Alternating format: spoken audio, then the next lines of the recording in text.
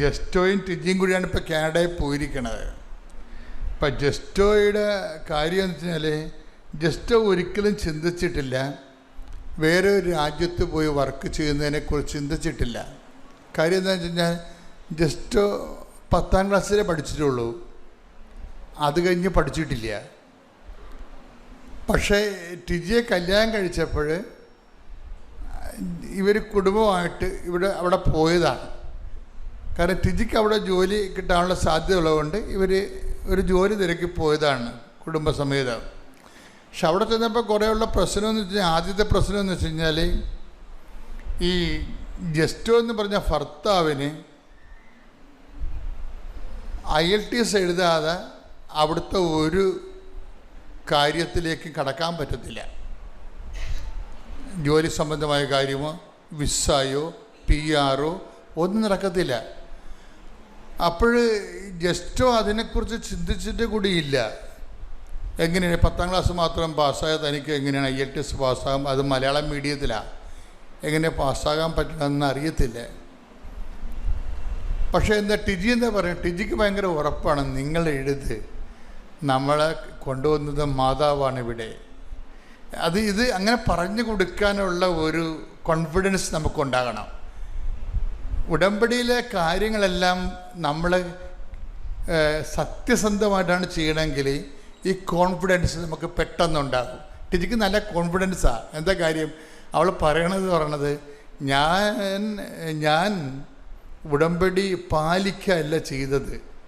അവൾ പറയുന്നുണ്ട്, അവളുടെ കോൺഫിഡൻസിൻ്റെ കാര്യം പറയണത് എന്താണ്, ഞാൻ ഉടമ്പടി പാലിക്കുകയല്ല ചെയ്തത്, പിന്നെ എന്താണ്, ഞാൻ ജീവിക്കുകയാണ് ചെയ്തതെന്നാണ്. അപ്പോൾ തന്നെ ഞാനോട് ഇവൾക്കുള്ളതല്ല ആള് എന്ന് വെച്ച് കഴിഞ്ഞാൽ അവർ തന്നെത്താൻ ഒരു ഉടമ്പടി അനുഭവത്തിലേക്ക് വന്നിരിക്കുക. എന്താ പറയണത്, ഞാൻ ഉടമ്പടി പാലിക്കുകയല്ല ചെയ്തത്. ഞാൻ എന്തുകൊണ്ടാണ് ജസ്റ്റോട് പറഞ്ഞത്, നിങ്ങൾ IELTS എഴുതി, മാതാവല്ലേ തരണത്, കമ്പനിയും ഇപ്പോൾ ഡിപ്പാർട്ട്മെൻറ്റോ ഒന്നും അല്ലല്ലോ. കമ്പനി അത് നിലപാടാണ്. ഉടമ്പടി നമുക്ക് നിലപാടുണ്ടാക്കും. അതിൻ്റെ അകത്ത് വെസ്റ്റ എന്നും പറഞ്ഞുകൊണ്ട് എന്താണ് മക്കളെ ഒന്ന് സ്തുതിച്ച മക്കളെ. സാക്ഷ്യങ്ങളിലൂടെ ഞങ്ങളെ പഠിപ്പിക്കുന്നതിന് നന്ദി പറയുന്നു. മഹത്വം മഹത്വം, ആരാധന ആരാധന. Hallelujah hallelujah.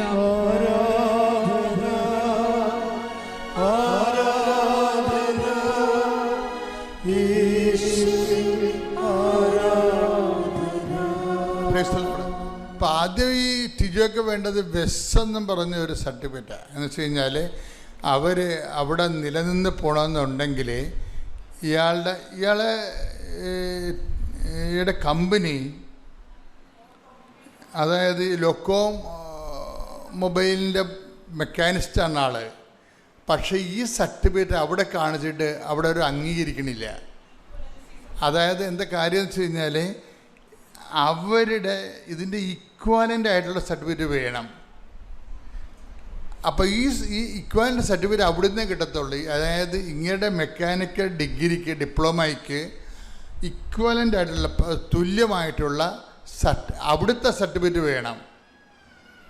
അവിടുത്തെ സർട്ടിഫിക്കറ്റ് വേണമെന്ന് പറഞ്ഞപ്പോൾ ഈ വെസ് എന്ന് പറഞ്ഞ കമ്പനി പറഞ്ഞ് അവരുടെ അടുത്ത് കൊണ്ട് ആപ്ലിക്കേഷൻ പറഞ്ഞ് നിങ്ങൾക്കിത് കിട്ടാൻ സാധ്യതയില്ല, നിങ്ങൾക്കിത് കിട്ടത്തില്ല, ഇന്ന കാരണങ്ങൾ കൊണ്ട് കിട്ടത്തില്ലെന്ന് പറഞ്ഞു.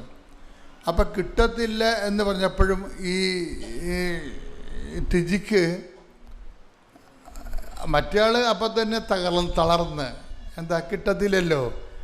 അപ്പോഴും ഉടനെ ടിജി നമ്മുടെ ഉടമ്പടി ക്ലാസ് വിടാതെ കൂടുന്ന ആളാണ്. ടിജി പറയും, ഇത് കമ്പനിയല്ലേ, കർത്താവല്ലല്ലോ, അതാണ് വിഷയം. ഇങ്ങനെയാണ് വിഷയത്തെ വെസ തരികളെന്ന് പറയുമ്പോൾ പറയും, ഇത് കമ്പനിയല്ലല്ലോ കർത്താവ്, യേശുവല്ലേ കർത്താവ്. അതെവിടെ നിന്ന് കിട്ടിയതാണ്? അത് ഈ നമ്മുടെ ഫെയ്ത്ത്, നമ്മുടെ വിശ്വാസം, നമുക്ക് 4 തരത്തിൽ വിശ്വാസം നമുക്ക് എക്സ്പ്രസ് ചെയ്യാൻ പറ്റും. 4 തരത്തിൽ. എന്താണ്? ഒന്നാമത്തെ തരമെന്ന് പറയണത് നമ്മുടെ പ്രാർത്ഥനയാണ്. പ്രാർത്ഥന വഴി ആണ് നമ്മൾ വിശ്വാസം നമ്മൾ എക്സ്പ്രസ് ചെയ്യണത്, വെളിപ്പാക്കണത്. പ്രാർത്ഥനയ്ക്ക് വരുമ്പോഴുള്ള പ്രശ്നം എന്നത് ഈടുവെപ്പ് കുറവായിരിക്കും. പ്രാർത്ഥന ചെയ്യൂ. ചില ആൾക്കാരൊക്കെ പറഞ്ഞില്ലേ, ഞാൻ 150 വിശ്വാസപ്രമാണം ചൊല്ലിയെന്ന് പറഞ്ഞാൽ പ്രത്യേകിച്ച് ഈടുവെപ്പില്ല. ഈടുവെപ്പെന്നില്ല, നമ്മുടെ കയ്യിൽ നിന്ന് അതിൻ്റെ അകത്തൊരു ഡിപ്പോസിറ്റ് ഒന്നും വരണില്ല. നാക്ക് കൊണ്ട് ഇങ്ങനെ കുത്തിയിരുന്ന് എവിടെയെങ്കിലും ലൈറ്റും ഫാനൊക്കെ ഇട്ടുകൊണ്ട് ഉള്ളൊരു പരിപാടിയായിട്ടാണ് പ്രാർത്ഥന മാറ്റണത്. നമുക്ക് നഷ്ടമില്ലല്ല, നമുക്ക് നഷ്ടമില്ല. അതിൻ്റെ അകത്ത് നഷ്ടപ്പെട്ട് പ്രാർത്ഥിക്കുക മാത്രമേ പ്രാർത്ഥനയ്ക്ക് അതിൻ്റെ നിരത ദ്രവ്യം കിട്ടണം, ദ്രവ്യം ഉണ്ടാകണം. ഈ പ്രാർത്ഥനാ ജീവിതമാണെന്ന് പറഞ്ഞൊരു കാര്യമില്ല. ഈ പ്രാർത്ഥനക്കാരെ ആൾക്കാർക്ക് ഇഷ്ടപ്പെടാത്തതിൻ്റെ കാര്യം ഇവന്മാർ മെയ്യേട്ട് കൊണ്ടൊന്നും ചെയ്യത്തില്ല. അതാണ് ഏറ്റവും വലിയ പ്രശ്നം. പ്രാർത്ഥിക്കാൻ എളുപ്പമാണല്ലോ, കാറിലിരുന്ന, വണ്ടി ഇരുന്ന, ബൈക്കിൽ ഇരുന്നൊക്കെ പ്രാർത്ഥിക്കാം. പക്ഷേ ഇൻവെസ്റ്റ്മെൻ്റ് ഇല്ല.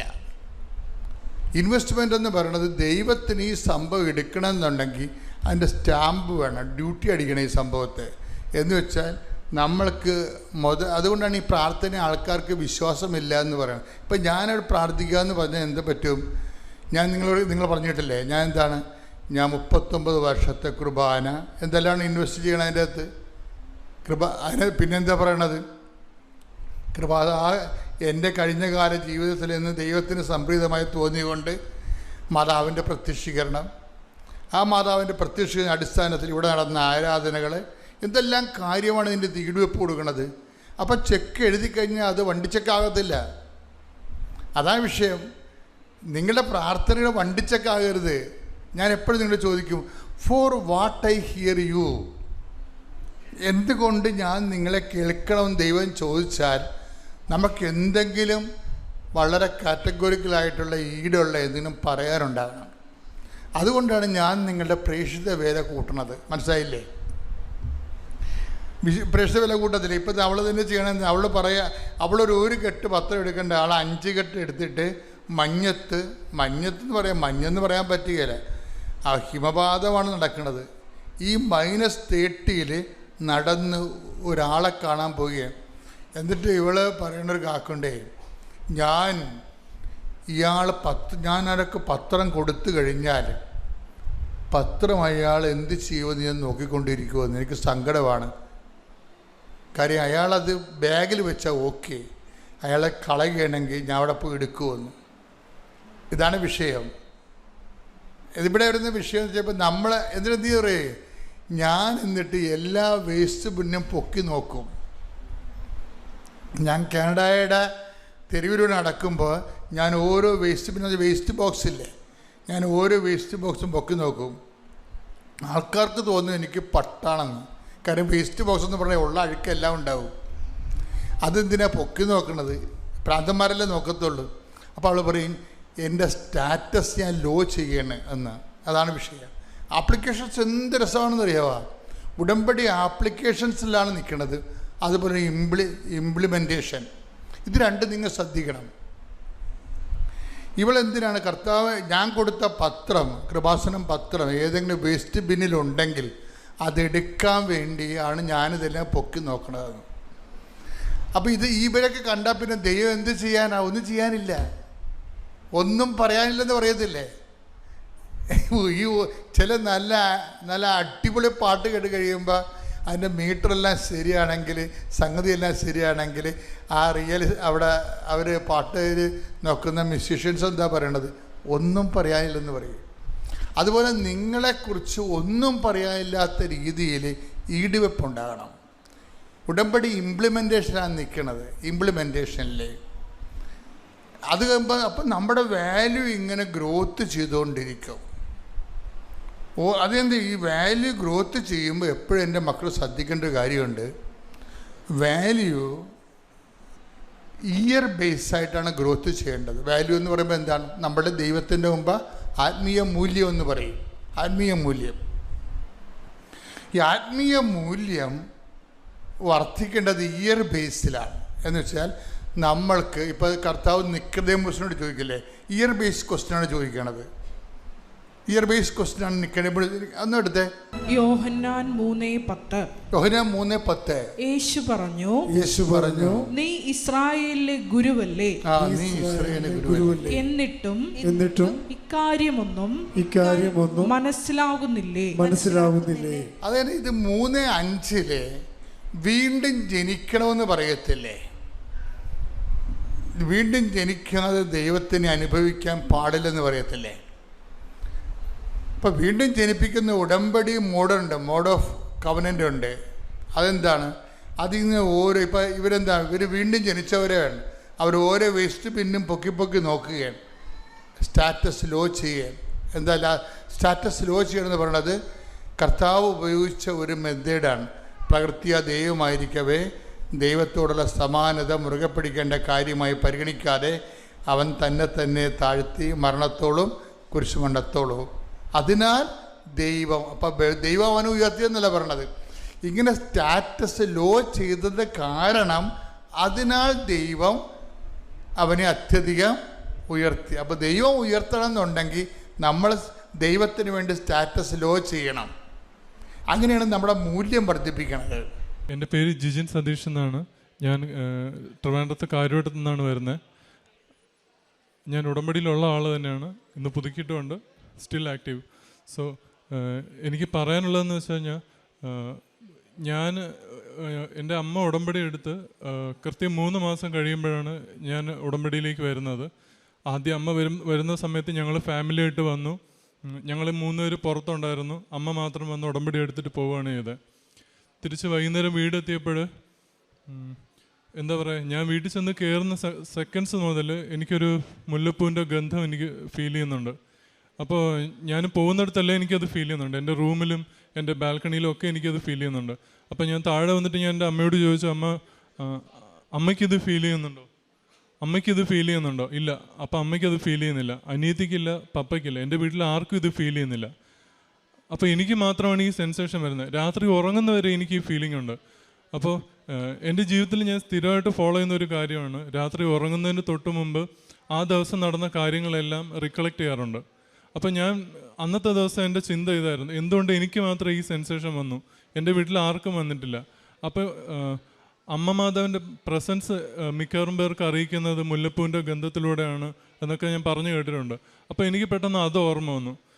അന്ന് രാത്രി ഉറങ്ങുമ്പോൾ മൊത്തം എനിക്ക് ഉറക്കം വന്നില്ല. എൻ്റെ ഉറക്കത്തിൽ മൊത്തം, എൻ്റെ ഓർമ്മയിൽ മൊത്തം ഇതായിരുന്നു, എന്തുകൊണ്ട് എനിക്ക് മാത്രം ഇത് തന്നു. അപ്പോൾ എൻ്റെ മനസ്സിൽ ഒരു തോന്നലൊന്നു, ഞാനും ഉടമ്പടി എടുക്കേണ്ട ആളാണ്, ഒരുപക്ഷെ അമ്മ എന്നെ വിളിക്കുന്നതുകൊണ്ടാവാം ഈ സെൻസേഷൻ എനിക്ക് മാത്രം തന്നത്. അപ്പോൾ ഏറ്റവും ചുരുങ്ങിയ കാലയളവിൽ എൻ്റെ അമ്മ തൊട്ടടുത്ത തവണ ഉടമ്പടി പുതുക്കാൻ വരുന്ന ടൈമിൽ ഞാനും വന്നു, ഞാനും ഉടമ്പടിയിലായി. എൻ്റെ ഡിഗ്രിയുടെ 5 സെമസ്റ്റർ, ഞാൻ ഡിഗ്രി ഫോറൻസിക് സയൻസാണ് പഠിച്ചത്. 5 സെമസ്റ്റർ വരെ വളരെ സ്മാർട്ടായിട്ട് പഠിച്ചു, നല്ല മാർക്കോടുകൂടി പാസ്സായിരുന്ന ഒരാളാണ്. എവിടെയാണ് എനിക്ക് പിഴച്ചതെന്ന് എനിക്ക് ഇന്ന് വരെ എനിക്ക് അതിനുള്ള ഉത്തരം കിട്ടിയിട്ടില്ല. പക്ഷേ ഫൈനൽ സെമസ്റ്ററിൻ്റെ എക്സാം എഴുതി വീട്ടിൽ വന്ന് റിസൾട്ടിന് വേണ്ടി വെയിറ്റ് ചെയ്തിരിക്കുന്നു. ഒരു സബ്ജക്റ്റ് പോയി. ഈ ഒരു സബ്ജക്റ്റ് നോർമൽ എല്ലാവർക്കും വരുന്ന കാര്യമല്ലേ, അടുത്ത തവണ എഴുതിയെടുക്കാം. ഉടമ്പടി ഓൺ ഗോയിങ്, ഞാൻ വരുന്നുണ്ട്, പുതുക്കുന്നുണ്ട്. നിയോഗത്തിൽ ഇത് വയ്ക്കണമെന്ന് എനിക്ക് തോന്നുന്നില്ല, കാരണം എനിക്കിത് എഴുതിയെടുക്കാമെന്നൊരു എന്താ പറയുക, പാടില്ലാത്തൊരു കോൺഫിഡൻസ് എൻ്റെ മനസ്സിലുണ്ടായിരുന്നു. ഓക്കെ, 2ാമത്തെ തവണ എഴുതി കിട്ടിയില്ല, 3ാമത്തെ തവണ എഴുതി കിട്ടിയില്ല. അങ്ങനെ എഴുതി 5 തവണ ഞാൻ എഴുതി.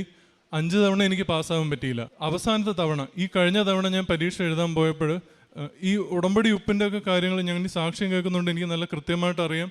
ഉടമ്പടി ഉപ്പ് പ്രയോഗിച്ചാൽ, ഉടമ്പടി തൈലം പ്രയോഗിച്ചാൽ ഇതിനുള്ള റിസൾട്ട് കിട്ടും. എന്തോ എൻ്റെ മനസ്സുകൊണ്ട് എക്സാം ഹാളിൽ നിലത്ത് ഇത് വിതറിയിട്ട് പോയി പരീക്ഷ എഴുതണമെന്ന് എൻ്റെ മനസ്സ് അനുവദിക്കുന്നില്ല. അപ്പോൾ എന്ത് ചെയ്യണമെന്ന് ആലോചിച്ചുകൊണ്ടിരുന്നപ്പോൾ ഞങ്ങളുടെ ബാംഗ്ലൂർ ജെയിൻ യൂണിവേഴ്സിറ്റി ആയതുകൊണ്ട് ഹൈ സെക്യൂരിറ്റിയിലാണ് എക്സാം എഴുതണത്. 10 പേർക്ക് 2 ഇൻവിജിലേറ്റേഴ്സ് എന്നുള്ള രീതിയിലാണ് എക്സാം ഹാൾ. അപ്പോൾ അത്രയധികം ഇൻവിജിലേറ്റേഴ്സ് തന്നെ ഹാളിലുണ്ട്. നമുക്ക് ഈ സാധനങ്ങൾ കൊണ്ടുപോയി കഴിഞ്ഞാൽ അവരെങ്ങനെയായാലും അതെടുത്ത് പുറത്ത് വയ്ക്കാൻ നമ്മുടെ കയ്യിൽ സമ്മതിക്കത്തില്ല. ആകെയുള്ളൊരു ഓപ്ഷൻ എന്ന് വെച്ചാൽ ജപമാലയ്ക്കുള്ളിൽ കാശ് രൂപം കെട്ടിയിടുക. അപ്പം അത് ഞാൻ സ്ഥിരം ചെയ്യുന്നതായതുകൊണ്ട് ഇത് കുഴപ്പമില്ല. 2ാമത്തെ കാര്യം, ഉപ്പ് എങ്ങനെ സേഫായിട്ട് അതിനകത്ത് എത്തിക്കാമെന്നുള്ള ആലോചിക്കുമ്പോഴാണ് കുടിക്കാനുള്ള വെള്ളം അലൗഡാണ്. കുടിക്കാനുള്ള വെള്ളത്തിൽ ഞാൻ വിശ്വാസ പ്രമാണം പറഞ്ഞ് ഉടമ്പടി ഉപ്പ് കലക്കിയിട്ട് എക്സാം ഹാളിൽ കൊണ്ടുപോയി പരീക്ഷ എഴുതി. എൻ്റെ ജീവിതത്തിൽ ആദ്യമായിട്ട് ഇത്രയും സ്മാർട്ടായിട്ടുള്ള പരീക്ഷ എഴുതാൻ പറ്റി. എൻ്റെ കൺമുമ്പിലുള്ള ചോദ്യങ്ങൾക്കുള്ള ഉത്തരം എൻ്റെ ചെവിയിൽ എനിക്ക് കേൾക്കാവുന്ന വിധത്തിൽ ലൗഡായിട്ട് എനിക്ക് പറഞ്ഞു തന്നുകൊണ്ടിരുന്നു. It's a female voice. ഒരു ഫീമെയിൽ വോയിസിൽ ആ ഉത്തരങ്ങൾ എനിക്ക് കേൾക്കാവുന്ന വിധത്തിലായിരുന്നു. ഇപ്പം ഞാൻ പാസ്സായി. ഇന്ന് റിസൾട്ട് വന്നിട്ട് 3ാമത്തെ ദിവസമാണ്. ഏറ്റവും അവസാനത്തെ തവണ ഞാനിവിടെ വന്നപ്പോൾ എൻ്റെ ഹാൾ ടിക്കറ്റും എല്ലാമായിട്ട് അച്ഛൻ്റെ അടുത്ത് വന്ന് അച്ഛൻ്റെ കൈവപ്പ് വെച്ചു. അച്ഛനൊരു കാശ് രൂപം തന്നു. അപ്പം ഞാനൊരു വാക്ക് പറഞ്ഞിട്ടുണ്ടായിരുന്നു, റിസൾട്ട് വന്ന ഏറ്റവും ചുരുങ്ങിയ ദിവസത്തിനുള്ളിൽ ഇവിടെ വന്ന് സാക്ഷ്യം ഉണ്ടാവുമെന്ന്. 3 ദിവസം മുമ്പാണ് റിസൾട്ട് വന്നത്. ഞാനിത് ഇവിടെ വന്ന് സാക്ഷ്യം പറഞ്ഞിട്ടുണ്ട്. എനിക്ക് ഇതിനേക്കാൾ ഏറ്റവും വലിയൊരു സന്തോഷമുള്ളൊരു കാര്യം, ഏറ്റവും ലാസ്റ്റ് ഉടമ്പടി പുതുക്കാൻ ഞങ്ങൾ ഫാമിലിയായിട്ട്, ഞങ്ങളെപ്പോഴും കാറിൽ തന്നെ ട്രിവാൻഡ്രമിൽ തിരിച്ചു പോകണേ. അപ്പോൾ വരുന്ന ടൈമിൽ ഇപ്പം ലാസ്റ്റ് വന്നപ്പോൾ തിരിച്ച് പോകുന്ന സമയത്ത് എനിക്ക് നല്ല ഉറക്കമുണ്ട്. അമ്മയും അനിയത്തിയും അപ്പനും ഒക്കെ വണ്ടിയിലുണ്ട്, അവരെല്ലാവരും നല്ല ഉറക്കമായി. അപ്പം ഞാൻ എൻ്റെ അമ്മയോട് കൃപാസന മാതാവിനോടാണ് ഞാൻ എപ്പോഴും ഇങ്ങനെ ഫ്രണ്ട്സിനോട് സംസാരിക്കുന്ന പോലെ സംസാരിക്കും. അമ്മ എനിക്ക് തലവേദന എടുക്കുന്നത് ശരിയാവണില്ല, ഇങ്ങനെയൊക്കെയുള്ള കാര്യങ്ങൾ ഞാൻ ക്യാഷ്വലായിട്ട് സംസാരിക്കാറാണ് പതിവ്. അപ്പോൾ ഞാൻ ഇങ്ങനെ പറയണം, അമ്മ എനിക്ക് ഉറക്കം വരുന്നുണ്ട്, ഞങ്ങളിവിടുന്ന് സ്റ്റാർട്ട് ചെയ്തിട്ടേ ഉള്ളൂ, ട്രിവാൻഡ്രം വരെ പോകാനുള്ളതാണ്. ഇത് പറഞ്ഞു തരുന്നേ ഉള്ളൂ. നമ്മുടെയൊക്കെ സ്നേഹമുള്ള ഒരു വാത്സല്യത്തോടെ ഇങ്ങനെ തലോടുന്ന പോലെ 3 തവണ എനിക്കിങ്ങനെ ഒരു തലോടൽ കിട്ടി. ഞാൻ ഡ്രൈവ് ചെയ്യാണ്, ഇത് അമ്മയാണെന്ന് എനിക്കൊരു ഫീല് വരണില്ല. അതൊന്നും ചിന്തിക്കാനുള്ള അറിവോ അല്ലെങ്കിൽ അത് മനസ്സിലാക്കാനുള്ള സെൻസോ ഒന്നും നമുക്കില്ല. പക്ഷെ ഒരു 2 സെക്കൻഡ് മുമ്പോട്ട് പോയപ്പോഴത്തേക്ക് എനിക്ക് ബാക്കിലുള്ള ആൾക്കാരെ നോക്കാൻ തോന്നി. ഞാൻ മിററിൽ കൂടെ നോക്കിയപ്പോൾ എൻ്റെ അമ്മ ഉറക്കമാണ്, പപ്പ ഉറക്കമാണ്, അനിയത്തി ഉറക്കമാണ്. അപ്പോൾ എന്നെ തൊട്ടത് മാതാവാണെന്ന് എനിക്ക് ഉറപ്പായി. ഈ ജീവിതത്തിൽ ആദ്യമായിട്ടാണ് കൃപാസനത്തിൽ വന്നിട്ട് തിരിച്ചു പോകുമ്പോൾ ഇത്രയും റിഫ്രഷ്മെൻ്റ് ആയിട്ട് വീട് വരെ തിരിച്ചെത്തിയത്. ഇത് എനിക്ക് തന്നതിൽ വെച്ച് എനിക്ക് ഏറ്റവും സന്തോഷമായിട്ട് പറയാനുള്ള 2 കാര്യങ്ങളാണ് മാതാവിൽ നിന്ന് എനിക്കുണ്ടായ പ്രസൻസ്. അത് ഞാൻ എൻ്റെ ജീവിതത്തിൽ ഒരിക്കലും മറക്കത്തില്ല. പിന്നെ ഒരു കാര്യം പറയാനുള്ളത്, ഞാനൊരു മലങ്കരക്കാരനാണ്. എൻ്റെ പള്ളിയിൽ അത്യാവശ്യം നല്ല രീതിയിൽ ആക്റ്റീവായിട്ട് പ്രവർത്തിക്കുന്ന, അൾത്താര ശുശ്രൂഷയിലൊക്കെ നല്ല രീതിയിൽ സംബന്ധിക്കുന്ന ഒരു വ്യക്തിയാണ്. പാട്ട് പാടാൻ ഒത്തിരി ഇഷ്ടമുള്ള ഒരാളാണ്, നന്നായിട്ട് പെർഫോം ചെയ്യുന്ന ഒരാളാണ്. പക്ഷേ എനിക്ക് എൻ്റെ ജീവിതത്തിൽ സ്റ്റേജിൽ പെർഫോം ചെയ്യുന്നതിനെക്കാട്ടിൽ ഈശോയുടെ മുമ്പിൽ ഒരു പാട്ട് പാടുമ്പോൾ കിട്ടുന്ന ഒരു സന്തോഷം അതെനിക്ക് പറഞ്ഞറിയിക്കാൻ പറ്റാത്തതാണ്. പക്ഷേ പല കാരണങ്ങളുമുണ്ട്. ഞങ്ങളുടെ ഇടവകയിൽ കുറച്ച് ഡീമോട്ടിവേഷൻ രീതിയിലുള്ളൊരു കാര്യം, അത് ചെറുതൊന്നുമല്ല, ഒരു 10-13 വർഷം ഞങ്ങളത് അനുഭവിച്ചു. അപ്പോൾ പള്ളി പോകാണ്ടിരിക്കാൻ എൻ്റെ മനസ്സ് അനുവദിക്കത്തില്ല. അപ്പോൾ എന്ത് ചെയ്യണം എന്നുള്ള ചിന്തയിൽ ഞങ്ങൾ തൊട്ടടുത്തുള്ളൊരു മറ്റൊരു ദേവാലയത്തിൽ, മലങ്കര ദേവാലയത്തിൽ തന്നെ പോയി സ്റ്റിൽ ആക്റ്റീവ് എല്ലാ കാര്യങ്ങളിലും പങ്കെടുത്തുകൊണ്ടിരുന്നു. ആ ദേവാലയം പുതിയതായിട്ട് പണിതുകൊണ്ടിരിക്കുന്ന ഒരു സമയമായതുകൊണ്ട് എനിക്ക് ആ ദേവാലയത്തിൻ്റെ കൂദാശയിൽ പങ്കെടുക്കാൻ പറ്റി. ഒരു മനുഷ്യൻ്റെ ജീവിതത്തിൽ ചിലപ്പോൾ അപൂർവം കിട്ടുന്ന ഒരു ചാൻസാണ് ദേവാലയ കൂദാശകളുടെ അതിൽ ഭാഗമാകുക എന്നുള്ളത്. എനിക്ക് അതിൻ്റെ ഗായക ശുശ്രൂഷയുടെ കൊയർ മാസ്റ്റർ ആവാൻ പറ്റി, അതിൻ്റെ മേൽനോട്ടങ്ങളിൽ പ്രധാന പങ്ക് വഹിക്കാൻ പറ്റി. ഇത് കണ്ടിട്ട് എൻ്റെ ഇടവകയിലുള്ളവർ എന്നെ തിരിച്ചു വിളിച്ചു. എനിക്ക് ഇപ്പോഴും സ്റ്റിൽ ആക്റ്റീവായിട്ട് എൻ്റെ മാതൃദേവാലയത്തിൽ പങ്കെടുക്കാൻ പറ്റുന്നുണ്ട്. എൻ്റെ ജീവിതത്തിൽ എനിക്ക് എൻ്റെ ഡിഗ്രി തിരിച്ചു തന്നതിനേക്കാൾ ഏറ്റവും ഞാൻ സന്തോഷിക്കുന്ന കാര്യങ്ങളാണ് മാതാവിൻ്റെ പ്രസൻസ് കിട്ടിയതും എനിക്കിപ്പോൾ എൻ്റെ മാതൃദേവാലയത്തിൽ സന്തോഷമായിട്ട് പങ്കെടുക്കാൻ പറ്റുന്നത്. ഇത് ഞാൻ എൻ്റെ ജീവിതത്തിൽ ഒരിക്കലും മറക്കത്തില്ല. ഇതിനുവേണ്ടി ഞാൻ ദൈവമാതാവിനോട് 1000 നന്ദി പറയുന്നു. എൻ്റെ പ്രേക്ഷിത പ്രവർത്തനങ്ങളെന്ന് പറയുന്നത് അതൊരു ഊർജ്ജമാണ്. നമുക്ക് ഇവിടുന്ന് ഉടമ്പടി പത്രം കിട്ടുമ്പോൾ ഏറ്റവും ചുരുങ്ങിയ ദിവസത്തിനകത്ത് കൊടുത്തു തീർത്തില്ലെങ്കിൽ ഒരു കുറ്റബോധം വരും. ഞാൻ എന്ത് വലിയൊരു തെറ്റ് ചെയ്തു എന്ന്, ലിറ്ററലി അത് തെറ്റ് തന്നെയാണ്, ആ തെറ്റ് വരുന്നുണ്ടെന്നൊരു ബോധം വരും. ഞാൻ 3 അല്ലെങ്കിൽ 4 ദിവസത്തിന് അപ്പുറം പോവാറില്ല. അത്ര എനർജറ്റിക് ആയിട്ട് ഞാൻ പത്രം കൊടുത്തു തീർക്കുന്ന ഒരാളാണ്. അതുപോലെ തന്നെ എൻ്റെ അമ്മയും പപ്പയൊക്കെ പ്രവർത്തിക്കുന്ന എല്ലാ ജീവകാരുണ്യ പ്രവർത്തനങ്ങളിലും ഞാനും എൻ്റേതായിട്ടുള്ള പങ്ക് വഹിക്കുന്ന ഒരു വ്യക്തിയാണ്. എൻ്റെ പേര് അമല എന്നാണ്. ഞാൻ തിരുവനന്തപുരം ജില്ലയിൽ കാര്യവട്ടത്ത് സെൻറ്റ് മേരീസ് ദേവാലയത്തിൽ നിന്ന് വരുന്നു. ഞാൻ 2023 ജൂൺ 9-ാം തീയതിയാണ് ആദ്യമായിട്ട് ഉടമ്പടി എടുത്തത്. ഞാൻ ഉടമ്പടി എടുക്കുമ്പോൾ എനിക്ക് ഉടമ്പടി എടുക്കാൻ പ്രത്യേകിച്ച് കാരണങ്ങളൊന്നും ഉണ്ടായിരുന്നില്ല. എൻ്റെ ഭർത്താവിൻ്റെ വലത് കാലിൻ്റെ ചെറിയ വിരൽ ഇങ്ങനെ വല്ലാതെ അങ്ങ് വീർത്ത് വരണുണ്ടായിരുന്നു. അപ്പോൾ പുള്ളി ഇപ്പോൾ ഡയബറ്റിക്കാണ്. പിന്നെ വേദനയൊന്നും ഉണ്ടായിരുന്നില്ല. അതുകൊണ്ട് ഞങ്ങൾ ഹോസ്പിറ്റലിൽ പോകാൻ വിളിച്ചപ്പോൾ പുള്ളി വന്നില്ല. പക്ഷേ ദിവസങ്ങൾ കഴിഞ്ഞപ്പോൾ അത് വിരൽ ഭയങ്കരമായിട്ട് വലുതായി. കുറച്ച് നാൾ കഴിഞ്ഞപ്പോൾ മുട്ടിൻ്റെ അതുവരെ ഭയങ്കര നീരും ചുമന്ന കളറും ഒക്കെ അങ്ങായി. അപ്പോൾ പുള്ളിക്ക് ചെറിയ വേദന വന്നു. ഞങ്ങൾ ഹോസ്പിറ്റലിൽ കൊണ്ടുപോയി. അപ്പോൾ ഡോക്ടർ പറഞ്ഞു ഒരു വിരൽ നല്ലോണം പഴുത്തിട്ടുണ്ട്, അത് മുറിച്ച് കളയണം. പുള്ളിക്ക് ഡയബറ്റിക് ആയതുകൊണ്ടാണ് ആ വേദന അറിയാത്തതെന്ന് പറഞ്ഞു. എന്നിട്ട് മോനെ വിളിച്ചിട്ട് പറഞ്ഞു ഒരു വിരൽ പ്രതീക്ഷിക്കുകയേ വേണ്ട, പിന്നെ ഇനി സ്കാൻ ചെയ്ത് നോക്കുമ്പോഴേ എല്ലിന് എന്തെങ്കിലും പറ്റിയിട്ടുണ്ടോ, ഇനി സർജറി ചെയ്യണ സമയത്ത് ബാക്കി മേളിലൊക്കെ എന്തെങ്കിലും വേണ്ടി വരും എന്നൊക്കെ പറഞ്ഞ് ഞങ്ങളങ്ങനെ വല്ലാതെ ടെൻഷൻ അടിച്ചിരിക്കുകയായിരുന്നു. അപ്പം ഞങ്ങളുടെ വീടിൻ്റെ അടുത്ത് തന്നെ എൻ്റെ ഒരു ഫ്രണ്ടാണ്, പുള്ളിക്കാരി ഹിന്ദുവാണ്. അവരിവിടെ വന്ന് സാക്ഷ്യം ഉടമ്പടി എടുത്തിട്ടുണ്ടായിരുന്നു. അപ്പോൾ ആ പത്രം ഞങ്ങളുടെ കയ്യിൽ കൊണ്ടു തന്നു. അപ്പം ഞാനത് വായിച്ചു നോക്കി. എന്നിട്ട് എൻ്റെ ന്യൂസ് പേപ്പർ മടക്കി വയ്ക്കുന്ന കൂട്ടത്തിൽ ഞാനങ്ങ് മടക്കി വെച്ചു. ഞാൻ മാതാവിനോട് കൊന്തയൊക്കെ ചെല്ലുന്ന ആളാണ്, പക്ഷെ എന്തോ എനിക്ക് അങ്ങനെ തോന്നി, ഞാൻ അങ്ങനെ വെച്ചു. കുറച്ച് കഴിഞ്ഞ് പുള്ളി ഹോസ്പിറ്റലിൽ നിന്നൊക്കെ വന്നു, 10 ദിവസം ഹോസ്പിറ്റലിൽ കിടന്നു, തിരിച്ചു വന്നു. വിരൽ മുറിക്കേണ്ടി വന്നില്ല. ഞാനങ്ങനെ പ്രാർത്ഥിക്കുന്നുണ്ട്, കൊന്തയൊക്കെ ചൊല്ലി പ്രാർത്ഥിക്കുന്നുണ്ടായിരുന്നു. അപ്പം ഞങ്ങൾ വീട്ടിൽ വന്ന് 2 ദിവസം കഴിഞ്ഞപ്പോൾ ഈ പുള്ളിക്കാരി തന്നെ ഞങ്ങളുടെ വീട്ടിലേക്ക് വന്ന് എന്നോട് ചോദിച്ചു, ഹസ്ബൻഡിന് വേണ്ടി പ്രാർത്ഥിച്ചോട്ടെ എന്ന് ചോദിച്ചു. അപ്പോൾ ഞാൻ പറഞ്ഞു പ്രാർത്ഥിച്ചോളാൻ പറഞ്ഞു. പുള്ളി വിശുദ്ധ തൈലവും കാശുരൂപമൊക്കെ വച്ചു. എൻ്റെ ഭർത്താവിൻ്റെ കാലിൽ കുരിശ് വരച്ച് മുട്ടുകുത്തി നിന്ന് പുള്ളിക്കാരി കരഞ്ഞ് പ്രാർത്ഥിക്കുന്നുണ്ടായിരുന്നു. അപ്പോൾ ആ പുള്ളിക്കാരുടെ കണ്ണിൽ നിന്ന് കണ്ണുനീര് എൻ്റെ ഭർത്താവിൻ്റെ കാലിലേക്ക് വീണു. അപ്പോൾ എനിക്ക് വല്ലാത്തൊരു വിഷമം തോന്നി. പുള്ളിക്കാരി ഹിന്ദുവാണ്. ആ പുള്ളിക്കാരിക്ക് തോന്നിയൊരു വിശ്വാസവും ഒന്നും എനിക്ക് തോന്നിയില്ലല്ലോ എന്ന് വിചാരിച്ചു. പക്ഷേ എങ്ങനെയോ 2-3 ദിവസം കഴിഞ്ഞപ്പോൾ എൻ്റെ മൊബൈലിലേക്ക് ഇവിടുന്ന് പ്രത്യക്ഷീകരണ പ്രാർത്ഥനയും സാക്ഷ്യങ്ങളൊക്കെ വന്നു തുടങ്ങി. അപ്പോൾ എനിക്ക് പ്രത്യക്ഷീകരണ പ്രാർത്ഥന പറയാൻ അറിയില്ല. അപ്പോൾ ഞാൻ അതിൻ്റെ കൂടത്തിൽ തന്നെ അവർ പറയുന്ന കേട്ട് പറഞ്ഞ് ഇങ്ങനെ സാക്ഷ്യങ്ങളൊക്കെ കേൾക്കാൻ തുടങ്ങി. അപ്പോൾ ഒരാഴ്ച കഴിഞ്ഞപ്പോൾ എനിക്ക് തോന്നി എനിക്ക് കൃപാസനത്തിൽ വരണം, ഉടമ്പടി എടുക്കണമെന്ന് തോന്നി. അങ്ങനെ ഞങ്ങൾ രാത്രിയിൽ 9:30 ആയപ്പോൾ ഹസ്ബൻഡ് പറഞ്ഞു നാളെ വർക്കൊന്നും ഇല്ല എന്ന് പറഞ്ഞു. അപ്പോൾ ഞാൻ ചോദിച്ചു നമുക്ക് കൃപാസനത്തിൽ പോയാലോ എന്ന് ചോദിച്ചപ്പോൾ പറഞ്ഞു ഈ രാത്രിയിൽ ഇനി എങ്ങനെ നമുക്കൊന്നും അറിയത്തില്ലല്ലോ എന്ന് പറഞ്ഞു. ഞങ്ങളങ്ങനെ ഞങ്ങളെ പ്രാർത്ഥിക്കാൻ വന്ന ആ ചേച്ചിയുടെ വീട്ടിൽ പോയിട്ട് കാര്യങ്ങളെല്ലാം ചോദിച്ച് മനസ്സിലാക്കി. രാത്രി 2 മണിയായപ്പോൾ ഞങ്ങൾ വീട്ടിൽ നിന്ന് തിരിച്ചു. ആദ്യത്തെ ബാച്ചിന് തന്നെ ഞങ്ങൾ ഉടമ്പടി എടുത്തു. ഉടമ്പടി എടുത്ത് ആദ്യത്തെ പുതുക്കൽ കഴിഞ്ഞ് 2ാമത്തെ പുതുക്കലിന് ഒരാഴ്ച മുമ്പ് ഞാൻ എൻ്റെ ബാത്റൂമിൽ നിന്ന് കയറിയപ്പോൾ മുറിക്കകത്തോട്ട് വീണ് എൻ്റെ വലത് കാലിൻ്റെ 2 എല്ലുകളും കംപ്ലീറ്റ് പൊട്ടിമാറി കാലിൻ്റെ കുഴയിൽ നുറുങ്ങിപ്പോയി. അപ്പം എന്നെ ഹോസ്പിറ്റലിൽ കൊണ്ടുപോയി. അപ്പം രാത്രി 2 മണിക്കാണ് 6 ഹോസ്പിറ്റലുകൾ എന്നെ മാറി മാറി കൊണ്ടുപോയിട്ട് ആരും എൻ്റെ കാലിൻ്റെ ഷേപ്പും നീരും ഒക്കെ കണ്ടിട്ട് അവർ അഡ്മിറ്റ് ചെയ്യാൻ തയ്യാറായില്ല. പക്ഷെ ഞാൻ ആ വേദനയുടെ സമയത്തും ആ 2 മണി മുതൽ 6 മണിക്കാണ് ഒരു ഹോസ്പിറ്റലിൽ എന്നെ അഡ്മിറ്റ് ചെയ്തത്. ആ 6 മണി വരെയും ഞാൻ ഒരു സങ്കടവും ഇല്ലാതെ പരാതി ഇല്ലാതെ പ്രത്യക്ഷീകരണ പ്രാർത്ഥന പ്രാർത്ഥിച്ചുകൊണ്ടേയിരുന്നു. അപ്പോൾ എന്നെ ഹോസ്പിറ്റലിൽ അഡ്മിറ്റ് ചെയ്ത് അടുത്ത ദിവസം എൻ്റെ കാല് സർജറി കഴിഞ്ഞു. 2 സ്റ്റീലിട്ടു, 1 പ്ലേറ്റും ഇട്ടു. ഭയങ്കര വേദന. അപ്പോൾ സർജറി കഴിഞ്ഞ് എന്നെ ICUലേക്ക് കൊണ്ടുവരുമ്പോൾ തന്നെ എൻ്റെ മുട്ടിൽ നിന്ന് ഭയങ്കരമായിട്ട് ബ്ലീഡ് ചെയ്യുന്നുണ്ടായിരുന്നു. അപ്പോൾ നേഴ്സുമാർ പറഞ്ഞു, ഡോക്ടർ വന്ന് നോക്കി എനിക്ക് ഇഞ്ചക്ഷനൊക്കെ തന്നെങ്കിലും ആ ബ്ലീഡിങ് എങ്ങനെ കുറഞ്ഞിട്ടേ ഉണ്ടായിരുന്നില്ല. കാല് ഇൻഫെക്ഷനായി.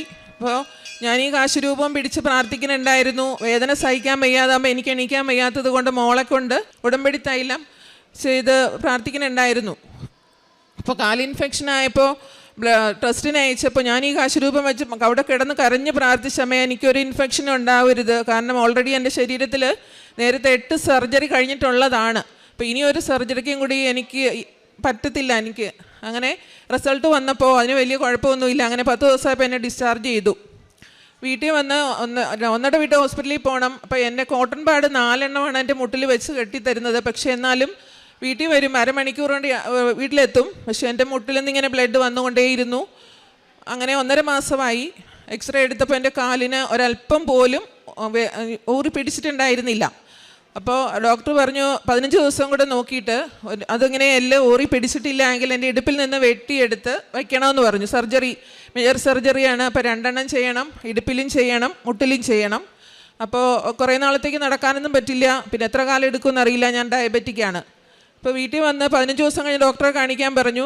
ഞാൻ എല്ലാ ദിവസവും ഉടമ്പടി തൈലവും വെച്ച് കുരിശ് വരച്ച് കാശുരൂപം എൻ്റെ ഈ മുട്ടിൽ വെച്ച് ഞാൻ ശക്തമായിട്ട് പ്രാർത്ഥിച്ചുകൊണ്ടേയിരുന്നു. 15 ദിവസം കഴിഞ്ഞപ്പോൾ ഡോക്ടറെ കാണാൻ ഞാൻ പോയില്ല. 25 ദിവസം കഴിഞ്ഞ് ഞാൻ പോയപ്പോൾ ഡോക്ടർ വീണ്ടും എക്സ്റേ എടുത്ത് നോക്കിയപ്പം അത് ഒരറ്റം ഇങ്ങനെ ചെറുകെ ഊറി പിടിച്ചിട്ടുണ്ട്. അപ്പോൾ ഡോക്ടർ പറഞ്ഞു ഇനി സർജറി വേണ്ട, ക്രമേണ അങ്ങ് ശരിയാക്കിക്കോളും. പിന്നെ ഇത് എന്ത് അത്ഭുതമാണ് പ്രവർത്തിച്ചതെന്ന് ചോദിച്ചു.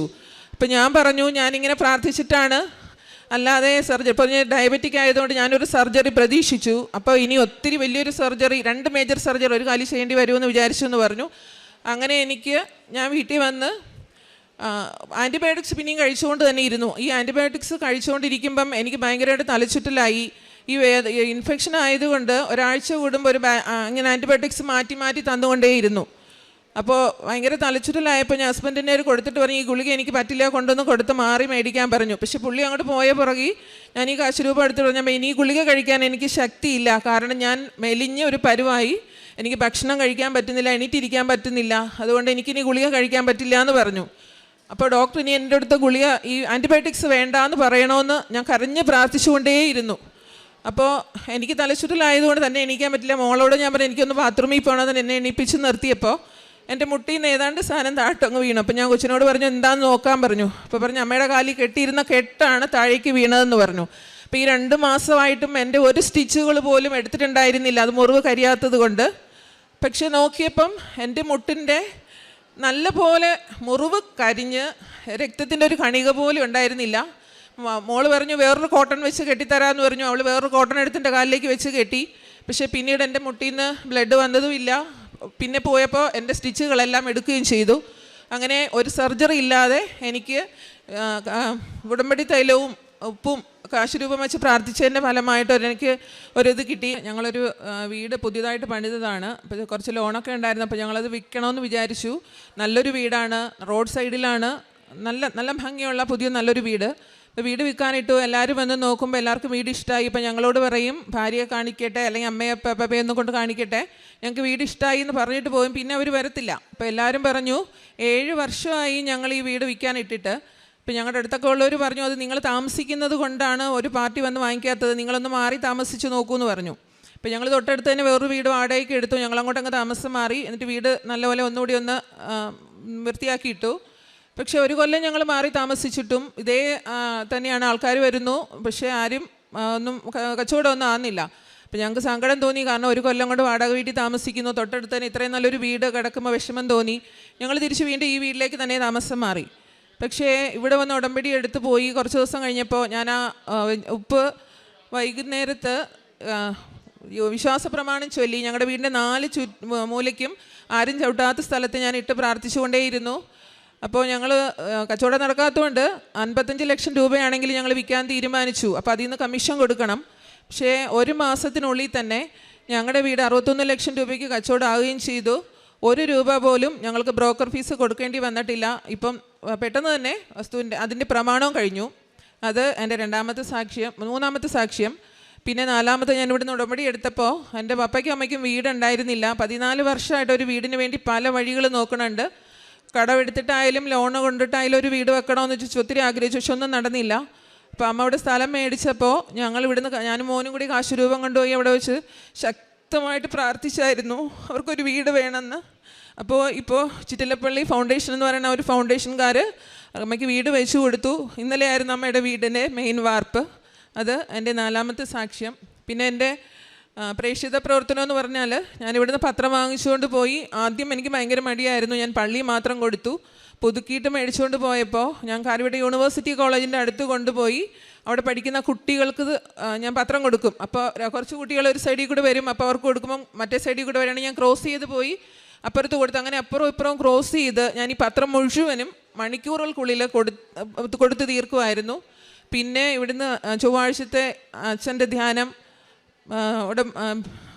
ഡെയിലി ബ്രെഡിൻ്റെ പ്രാർത്ഥനകൾ, സാക്ഷ്യങ്ങൾ, ഇതൊക്കെ ഞാൻ എല്ലാവർക്കും ഷെയർ ചെയ്ത് കൊടുക്കും. പിന്നെ ഈശോയെയും മാതാവിനെയും കുറിച്ച് പറയാൻ കിട്ടുന്ന ഒരവസരങ്ങൾ പോലും ഞാൻ പാഴാക്കി കളയാറില്ല. എന്നെ കുറ്റപ്പെടുത്തിയാലും എന്നെ കളിയാക്കിയാലും ഞാൻ പറയും. അത് പിന്നെ കാരുണ്യപ്രവൃത്തി എന്ന് പറഞ്ഞാൽ നേരത്തെ തന്നെ കാരുണ്യപ്രവൃത്തി ചെയ്തുകൊണ്ടിരുന്നതാണ്. പക്ഷേ അന്ന് ഞാൻ ചെയ്യുന്നത് അവർക്ക് ഫുഡ് കൊടുക്കും. പക്ഷേ ഞാൻ അവരെ തൊടാനോ അവരുടെ അടുത്തേക്ക് പോകാനോ ഞാൻ ഒരിക്കലും ശ്രമിച്ചിട്ടില്ല. പക്ഷേ ഇപ്പോൾ കാരുണ്യപ്രവൃത്തി ചെയ്യുമ്പോൾ ഞങ്ങളവർക്ക് ഫുഡ് കൊടുക്കും. അവരുടെ കൂടെ അവർക്ക് വിളമ്പി കൊടുത്തിട്ട് ഞങ്ങളെല്ലാവരും കുടുംബത്തോടെ അവരുടെ കൂടെ തീരുന്ന് ഭക്ഷണം കഴിക്കും. അത് കഴിഞ്ഞിട്ട് സിസ്റ്റർ ഞങ്ങളുടെ അടുത്ത് അവരെ ഗ്രൗണ്ടിൽ ഹാളിലോട്ട് കൂട്ടും. അപ്പോൾ എൻ്റെ 2 മക്കൾ നന്നായിട്ട് പാടും. ഞങ്ങൾ ഒത്തിരി പാട്ടുകളൊക്കെ അവർക്ക് പാടിക്കൊടുക്കും. അവർക്ക് അറിയാവുന്ന പോലെ അവർ പാട്ടുകൾ ഞങ്ങളോട് പാടും, ഞങ്ങൾ പാടി കേൾപ്പിക്കും. പിന്നെ പേഴ്സണലി അവർക്ക് ഞങ്ങൾ എന്തൊക്കെ ഫുഡ് കൊണ്ടുപോയാലും അവർക്ക് പേഴ്സണലി അവർക്ക് കൊടുത്തവരെ സന്തോഷിപ്പിക്കാൻ വേണ്ടിയിട്ട് ഞങ്ങൾ ചെയ്യുമായിരുന്നു. പിന്നെ അവർക്ക് ഡ്രസ്സൊക്കെ പുതിയ ഡ്രസ്സൊക്കെ വാങ്ങിച്ചു കൊടുക്കാറുണ്ട്. ഞങ്ങളവിടെ ചോദിക്കും നിങ്ങൾക്ക് എന്താണ് അത്യാവശ്യം എന്ന് ചോദിച്ചാൽ അവർ പറയുന്നത് അതുപോലെ ഞങ്ങൾ ചെയ്യും. അത് അങ്ങനെ മാത്രമല്ല, ഇപ്പം ഞങ്ങൾ ബസ്സിലൊക്കെ ട്രാവൽ ചെയ്യുമ്പോഴാണെങ്കിലും ചില ആളുകളെ അസുഖമായിട്ടൊക്കെ ഇരിക്കുന്ന ആളുകളെ കാണുമ്പോൾ നമുക്കറിയാൻ പറ്റും. അപ്പോൾ അങ്ങനെയൊക്കെ ഞങ്ങളെക്കൊണ്ട് പറ്റുന്ന പോലെ എല്ലാം ഞങ്ങൾ ചെയ്യുന്നുണ്ട്. പിന്നെ ഞങ്ങൾ എന്ത് സഹായം ചെയ്യുമ്പോഴും ഞങ്ങൾ 2 മക്കളെ കൂടെ കൂട്ടും. കാരണം നാളെ ഞങ്ങളില്ലാതെ വന്നാൽ അവരത് തുടർന്ന് കൊണ്ടുപോകണമല്ലോ എന്നൊരു ചിന്ത ഞങ്ങൾക്കുണ്ട്. അപ്പോൾ അതുകൊണ്ട് അങ്ങനെ കാരുണ്യ പ്രവൃത്തികളെല്ലാം ഞങ്ങൾ ചെയ്യുന്നുണ്ട്. പിന്നെ ആത്മീയമായിട്ടെന്ന് പറഞ്ഞാൽ ഞാൻ എല്ലാ ദിവസവും സന്ധ്യാപ്രാർത്ഥനയൊന്നും കൂടുന്ന ആളായിരുന്നില്ല. പക്ഷേ ഇപ്പോൾ എല്ലാ ദിവസവും സന്ധ്യാപ്രാർത്ഥന കൂടും, ബൈബിൾ കൃത്യമായിട്ട് വായിക്കും. ഒറ്റ ദിവസം പോലും ഞാൻ മുടക്കാറില്ല. ഞാൻ എവിടെയെങ്കിലും ട്രാവൽ ചെയ്താലും എനിക്ക് അസുഖമായാലും ഞാൻ 12 മണിക്ക് മുമ്പ് ബൈബിൾ വായിച്ചിരിക്കും. അത് കുറച്ചല്ല, 10 അധ്യായമെങ്കിലും ഞാൻ ധ്യാനങ്ങളൊന്നും മിസ്സാക്കാറില്ല, എല്ലാം കൂടാറുണ്ട്, പ്രാർത്ഥിക്കാറുണ്ട്. പിന്നെ മറ്റുള്ളവർക്ക് പറ്റുന്ന പോലെ എല്ലാം ഞങ്ങൾ എല്ലാം പ്രാർത്ഥനാ സഹായങ്ങളും എല്ലാം ഞങ്ങൾ ചെയ്തു കൊടുക്കുന്നുണ്ട്. ഇത്രയും അനുഗ്രഹങ്ങൾ തന്ന എൻ്റെ അമ്മ മാതാവിനും ഈശോയ്ക്കും ഒരു കോടാനുകോടി നന്ദി പറയുന്നു. ഇനി എൻ്റെ മരണം വരെയും ഇപ്പം ഞങ്ങൾക്ക് ഇടയ്ക്കിടയ്ക്ക് ഒത്തിരി സങ്കടങ്ങളൊക്കെ ഉണ്ട്. പക്ഷേ എനിക്ക് പരാതിയില്ല. മാത്രവുമല്ല, പണ്ട് എനിക്ക് എന്തെങ്കിലും സങ്കടം വന്നാൽ ഞാൻ പറയുമായിരുന്നു, അമ്മ നിൻ്റെ അലച്ചിലുകൾ ഞാൻ എണ്ണിയിട്ടുണ്ട്, നിൻ്റെ കണ്ണുനീർ ഞാൻ കുപ്പിയിൽ ശേഖരിച്ചിട്ടുണ്ടെന്ന് പറഞ്ഞിട്ടുണ്ട്. നീ ഏത് കുപ്പിയിലാണോ എൻ്റെ കണ്ണീര് ശേഖരിച്ച് വച്ചേക്കണേ, എനിക്ക് സഹിക്കാൻ പറ്റണില്ലല്ലോ എന്ന് പറയുമായിരുന്നു. പക്ഷേ ഇപ്പോൾ എനിക്ക് പരാതിയേ ഇല്ല. കാരണം എനിക്ക് എത്ര കണ്ണുനീര് തരുന്നോ, എനിക്ക് തരുന്ന അനുഗ്രഹങ്ങൾ അതിനേക്കാൾ വലുതായിരിക്കും. അതൊരിക്കലും ഒരു സാമ്പത്തികമോ അല്ലാത്ത ഭൗതികമോ ആണെന്ന് ഞാൻ വിശ്വസിക്കണില്ല. എനിക്കല്ലാത്ത നേട്ടങ്ങൾ തന്നെയാണ് വേണ്ടത്.